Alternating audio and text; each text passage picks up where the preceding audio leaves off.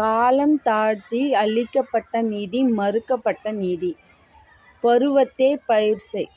ஏன் இந்த வாக்கியங்களை நான் சொல்கிறேன்னா, ஒரு செயலை குறிப்பிட்ட நேரத்தில் அதற்குரிய நேரத்தில் செய்யலைன்னா உங்களுடைய மதிப்பு குறையும், அதனுடைய பயன்பாடும் குறையும்.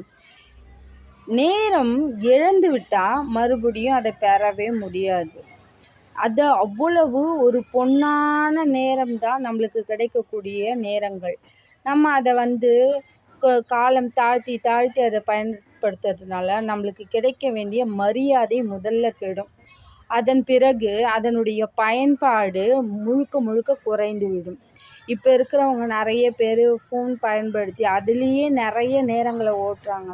உணவு தயாரித்து சாப்பிடுவதில்லை, ஒரு உடற்பயிற்சி செய்வதில்லை, அவங்களுக்கான வேலைகளை மேம்படுத்துவதில்லை, பயன்படுத்துவதில்லை. நேரம் முக்கியமானது.